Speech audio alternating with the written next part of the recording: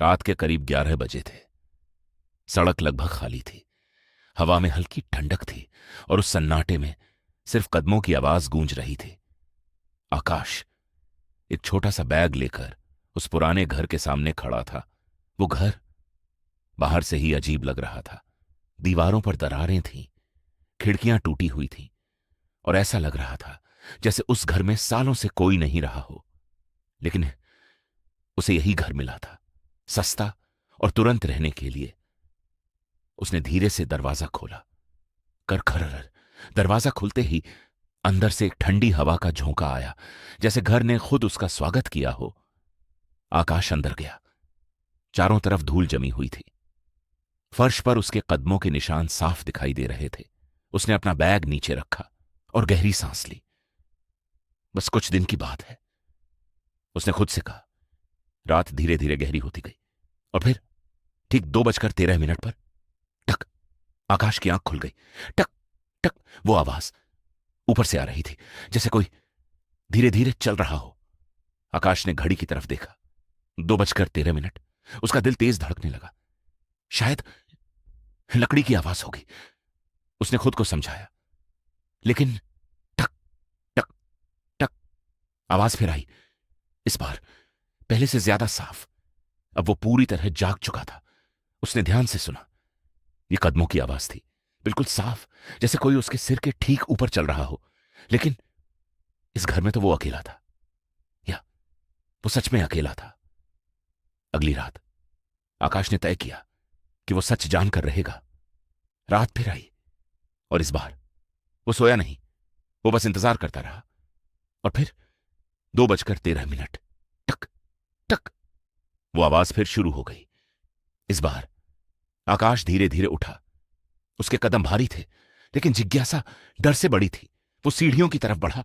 हर कदम के साथ आवाज तेज होती जा रही थी। टक टक टक, जैसे कोई उसका इंतजार कर रहा हो। वो ऊपर पहुंचा और अचानक आवाज बंद हो गई। सामने एक पुराना बंद दरवाजा था और उसके नीचे से हल्की लाल रोशनी निकल रही थी। आकाश कुछ सेकंड तक वहीं खड़ा रहा। फिर अंदर से आवाज आई, कोई जैसे कोई धीरे धीरे सांस ले रहा हो।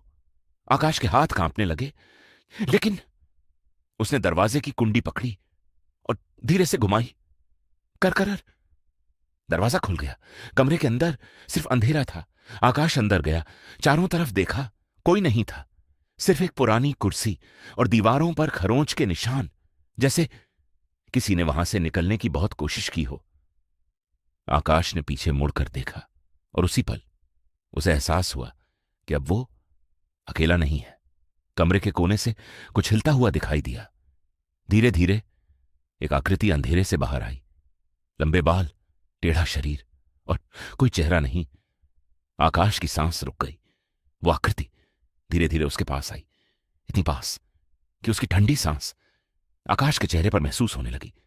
और फिर उसने फुसफुसाया, तुमने दरवाजा क्यों खोला? आकाश पीछे हटना चाहता था, लेकिन उसके पैर जैसे जमीन से चिपक गए थे। अचानक धड़ाम, दरवाजा जोर से बंद हो गया। कमरा पूरी तरह अंधेरे में डूब गया। अब सिर्फ 2 आवाजें थीं, एक आकाश की और दूसरी उस चीज की जो उसके सामने खड़ी थी।